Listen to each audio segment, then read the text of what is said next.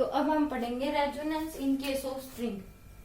Resonance in case of string. तो इसमें क्या होता है कि स्ट्रिंग के केस में अगर हम क्या करते हैं, ये कि एक प्रैक्टिकल हो सकता है बाय डिवाइस सोनोमीटर के द्वारा। तो इस केस में क्या होता है कि हम एक स्ट्रिंग लेते हैं और उसमें क्या दोनों साइड क्या लगाते हैं, ब्रिज। और यहाँ पे जो ब्रिज की यहाँ पे हम ट्यूनिंग फोर रखते हैं, उसकी वजह से क्या आती है, इसमें वेव्स बनती हैं।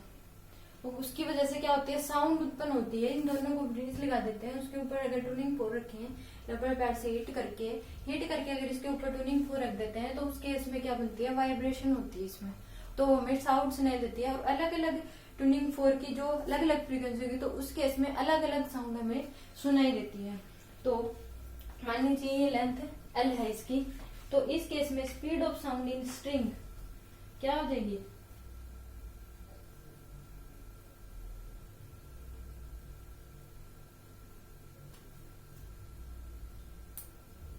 तो क्रस्ट क्या होता है, ट्रफ में चेंज हो जाता है, होगा अगर क्रस्ट ट्रफ में चेंज हो जाता है तो उस केस में जो एम्पलीट्यूड होगा वो मैक्सिमम आएगा। क्रस्ट अगर ट्रफ में चेंज होता है तो एम्पलीट्यूड क्या आता है, मैक्सिमम आता है। तो speed of sound in string, और ये क्या करता है, लेंथ पे डिपेंड करता है। इफेक्ट बाय, ये लेंथ के द्वारा क्या होता है, इफेक्ट होता है, इफेक्ट ऑफ लेंथ। तो इस केस में क्या होता है कि इनकी जो नेचुरल फ्रीक्वेंसी होती है, उस केस में क्या करता है, ये लाउड साउंड वॉइस प्रोड्यूस करता है। वो क्या होता है, वी बाय में 12, वी बाय में 2v बाय में 12, 3v बाय में 12 और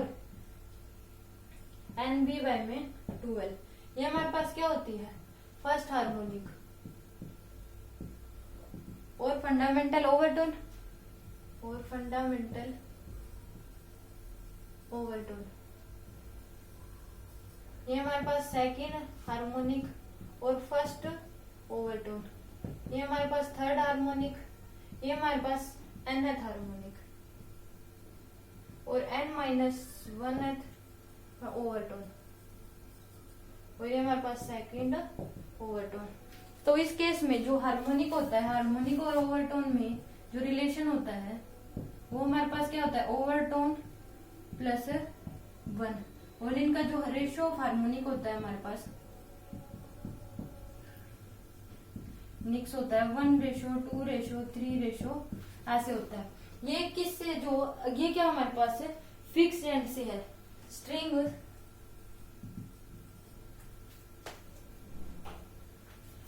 फिक्स्ड एट बोथ एंड, इस केस में है हमारे पास। तो ये किससे मैच होता है, ओपन पाइप। ओपन पाइप और string at fix both hand, इन दोनों में क्या होता है, सेम होती है इनकी जो नेचुरल फ्रीक्वेंसी होती है। Okay, then you write down. तो ये हमारे पास क्या थे, ब्रिज, ट्यूनिंग फोक, ये लेंथ हो थी। Okay, then you write down.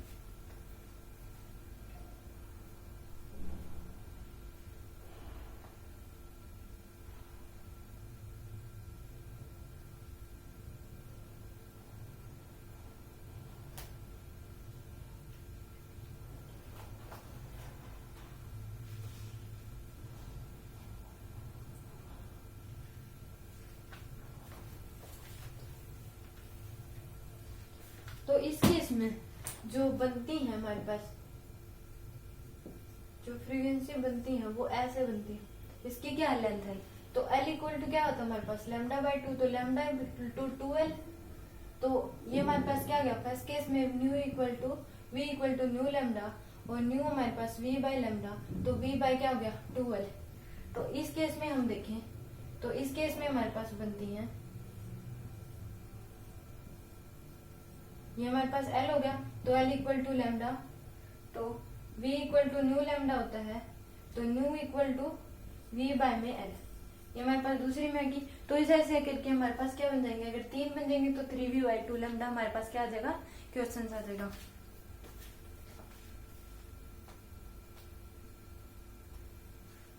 तो ये क्या होता है, एक प्रकार से रिजिड होती है, ये रिजिड केस होता है। इसमें अगर एंटीनोड बन गया तो एंटीनोड नहीं बनता, अगर एंटीनोड बन गया तो उस केस में क्या हमें साउंड नहीं सुनाई देगी। ओके, तो इस केस में क्या होता है कि जैसे भी हम बोलते हैं, हमारे जो आंखों का देखने का जो एंड करेक्शन या हमारा जो परसेप्शन होता है वो 1/16 टाइम होता है। हम एक चीज को अगर देखते हैं तो 1/16 टाइम तक हमें वही दिखाई देती है। ओके, तो और ये दोनों एक ही होती हैं और ये इतने फास्ट होते हैं कि हमें दोनों जगह दिखाई देती है। हमारे पास जो स्टिंग अब वो एक ही होती है, पर ये जो पार्टिकल्स होते हैं इतने फास्ट मूव करते हैं जो कि हमें दोनों जगह ये दिखाई देते हैं। ओके, ये बात ध्यान रखना।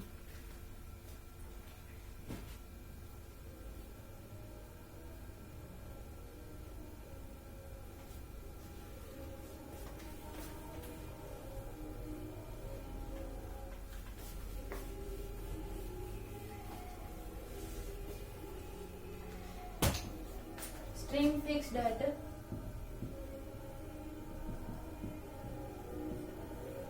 तो string fixed at one end only। तो इस केस में क्या बनती है, वो हमारे पास कैसे होंगी, ऐसे होंगी। तो इस केस में हमारे पास बन जाएगी, इसकी लेंथ क्या होगी, तो इनकी जो फंडामेंटल जो होगी फ्रीक्वेंसी V/4L 3B/4L ये हमारे पास होंगी। तो 2N + 1 V/4L ये हमारे पास क्या हो जाएगी, फर्स्ट हार्मोनिक और फंडामेंटल ओवरटोन।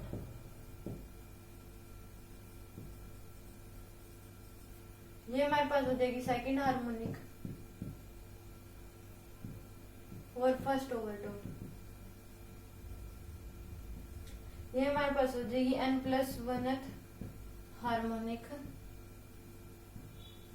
और nth ओवरटोन। तो इस केस में जो रिलेशन होता है हार्मोनिक और ओवरटोन के, हार्मोनिक = होता है 2 ओवरटोन + 1 और रेशो होता है रेशो ऑफ हार्मोनिक, वो हमारे पास क्या था 1:3:5 ऐसे हमारे पास चलता है। Okay, then you right.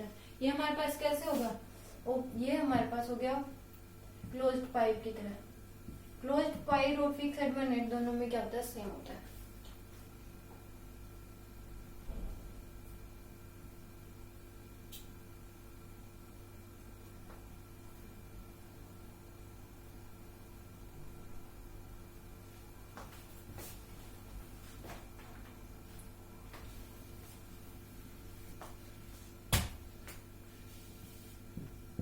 तो इस केस में जो हमारे पास वेव्स बनती हैं वो हमारे पास कैसे होती हैं,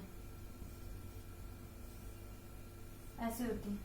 ये मान लीजिए हमने क्या ले लिया, L है ये इसकी लेंथ, तो इस केस में जो L होगा वो λ/4 हो जाएगा, क्योंकि जो लैम्डा वो किस केस में होगा,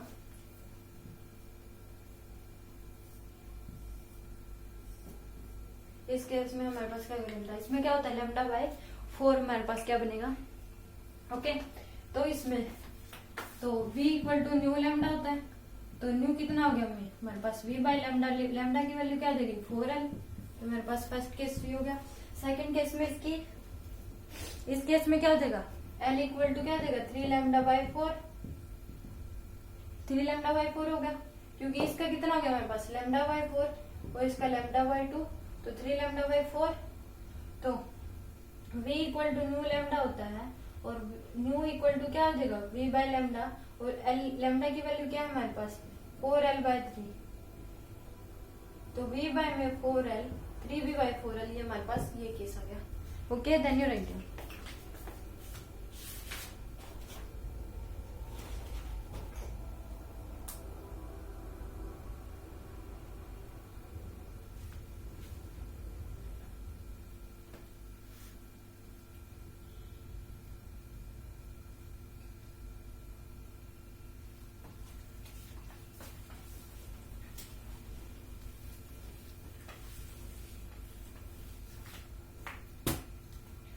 अब देखें स्पीड इन स्ट्रिंग। स्ट्रिंग में अगर हम स्पीड देखें तो मान लीजिए तो ऐसा है, तो स्ट्रिंग की जो स्पीड होगी वो हमारे पास क्या आ जाएगी, T/न्यू। ये इसका क्या होता है, फॉर्मूला होता है कि T/न्यू आती है। T क्या होता है, इसमें टेंशन होता है और न्यू होता है linear mass density. Linear mass density, इसको हम न्यू को क्या लिख सकते हैं, रो ए लिख सकते हैं कि इसका फॉर्मूला होता है T बाय में रो ए। T क्या होगी, टेंशन ही, और रो क्या होगी हमारे पास, डेंसिटी होगी, volume mass density, rho volume mass density हो गया। और ए क्या होता है हमारे पास, क्रॉस सेक्शनल एरिया।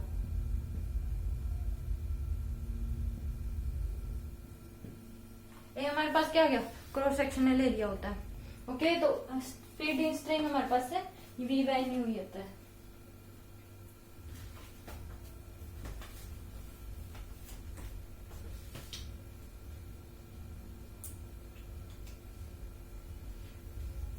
अगर हमें क्या दे दिया, हमें क्या दे दिया कि 30 kg का एक दे रखा है, 20 kg और 10 kg, और इस साइड फोर्स लगा रखा है 240 का, 240 न्यूटन। इसकी जो linear mass density, sorry volume mass density, वो मैं क्या दे दी, 0.02 kg पर मीटर, kg पर मीटर, और इसकी दे दी मैं 0.04 kg पर मीटर। ओके, तो इस केस में क्या होगा, इसमें टेंशन T और ये T2, तो T1 और T2 आएंगे इसमें टेंशन। आपको फाइंड क्या करना है, μ1 एंड μ2, V1 एंड V2 आपको फाइंड आउट करनी है, और आप V1 and V2 find out करनी है, और T1 एंड T2। तो इस केस में एक्सेलरेशन क्या हो जाएगा हमारे पास, 4 मीटर पर सेकेंड, क्योंकि नेट फोर्स कितना है हमारे पास 220, और नेट मास क्या हो जाएगा, तो एक्सेलरेशन क्या हो जाएगा, फोर्स बाय मास, तो नेट मास पर 60, तो क्या आ गया हमारे पास 4 मीटर पर सेकेंड। तो इसका भी कितना होगा, 4 मीटर पर सेकेंड स्क्वायर, और इसका भी हमारे पास 4 मीटर पर सेकेंड स्क्वायर, इसका भी 4 मीटर पर सेकेंड स्क्वायर। तो T1 हमारे पास क्या हो जाएगी, ma के इक्वल आ जाएगी, तो T1 हमारे पास क्या हो जाएगी 120 न्यूटन, और T2 क्या हो जाएगी हमारे पास, T2 हमारे पास क्या हो जाएगी, T2 minus T1 equal to, T2 minus T1 equal to क्या आ जाएगी हमारे पास 80।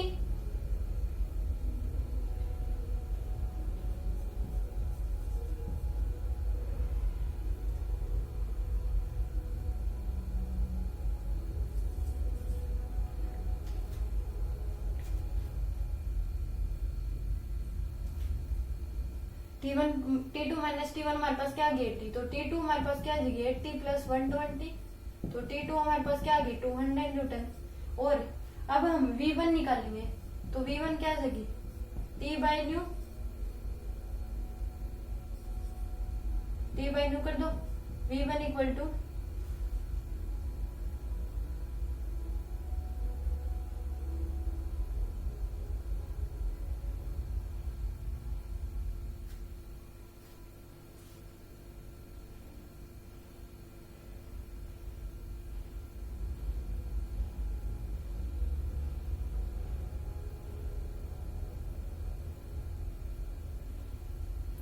एटी आ गया हमारे पास, और V2 क्या देगा, टेंशन T1 कितना है हमारे पास 120 बाय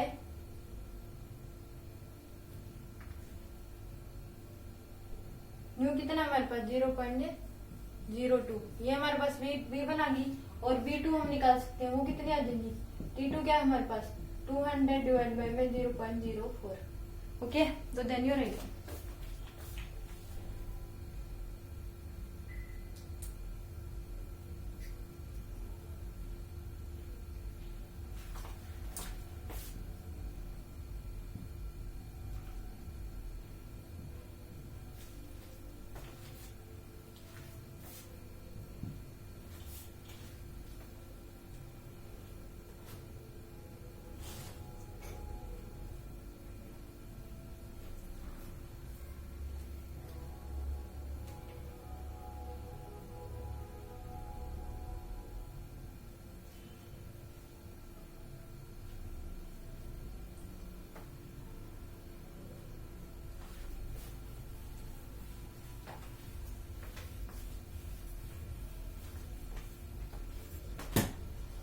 अब आगे हम देखें तो इन case of solid, in case of solid में देखें स्पीड ऑफ साउंड कितनी होगी, स्पीड ऑफ साउंड हो जाएगी हमारे पास अंडर रूट गामा बाय में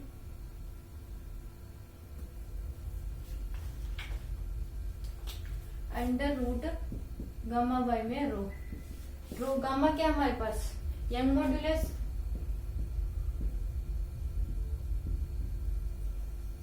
और रो क्या जाएगा हमारे पास volume mass density.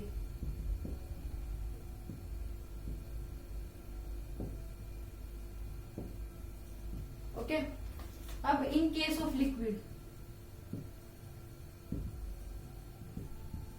In case of liquid में स्पीड ऑफ साउंड क्या थी हमारे पास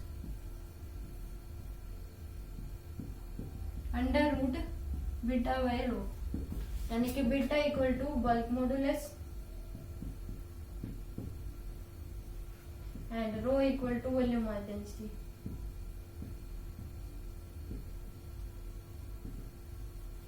ओके, पहले आप ये नोट कर लीजिए।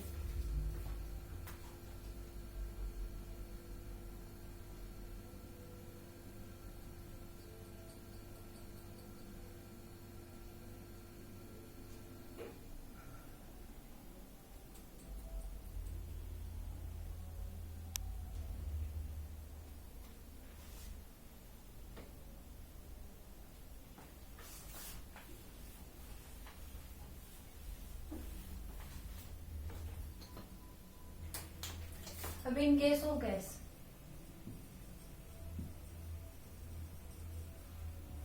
तो इस केस में जो speed of sound I, speed of sound bye Newton, Newton ने दिया था कि स्पीड ऑफ साउंड क्या होते हैं बीटा बाय रो। अगर इस बीटा को हम पी से चेंज कर सकते हैं इन केस ऑफ आइसोथर्मल, इसने ये बताया था, ये न्यूटन ने बताया था, पर ये क्या है गलत। पर एक लैपलेस नाम का साइंटिस्ट आया था जिसने बताया था, क्योंकि इसको सोल्व करने के बाद 228 मीटर पर सेकंड आती है साउंड की, पर होती कितनी है 320 के लगभग।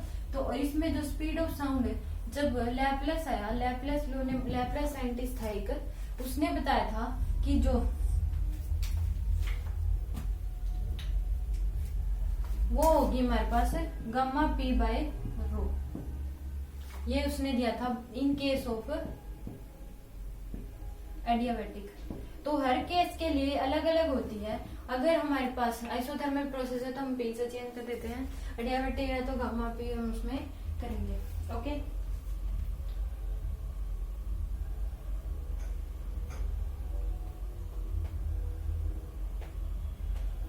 जो गामा होता है ये एक प्रकार से किस पे डिपेंड करता है, ये मटेरियल की प्रॉपर्टी पे डिपेंड करता है। गामा पे डिपेंड इसलिए करता है क्योंकि ये मटेरियल की एक प्रॉपर्टी है।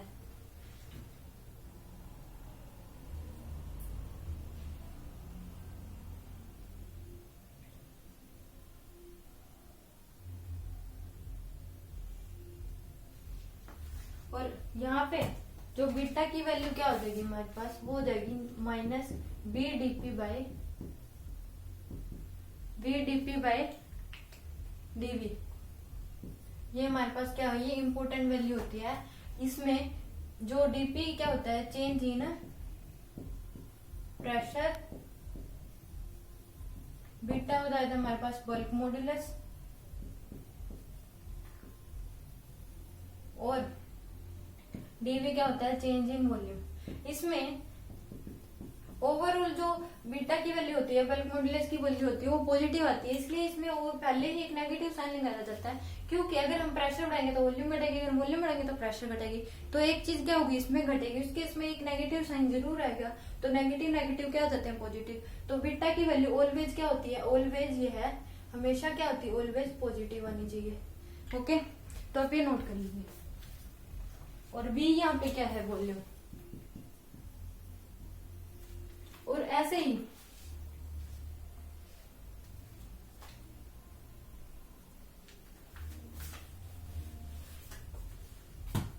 अगर हमारे पास आइसोकोरिक प्रोसेस है तो उस केस में बीटा होते हैं 0। अगर पास आइसोबारिक है तो इस केस में बीटा की वैल्यू होती है इन्फिनिटी। और अगर हमारे पास आइसोथर्मल है तो इस केस में जो बीटा होता है वो हमारे पास पी होता है। ओके, तो आप इसे नोट कीजिए।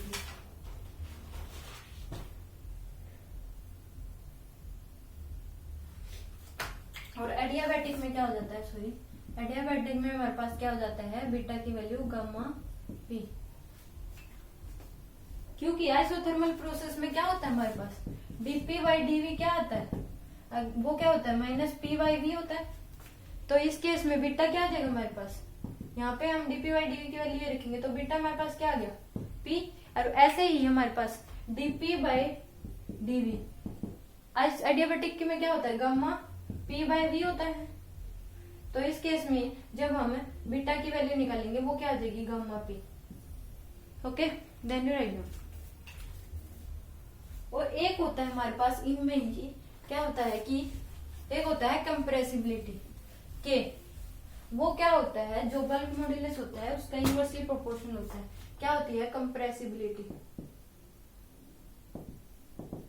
तो जो ये होता है कंप्रेसिबिलिटी के, ये 1 बाय क्या होता है, बल्क मॉड्यूलस। तो आइसोकोरिक प्रोसेस में क्या हो जाएगा, 1/0, 1 बाय क्या करेंगे हम,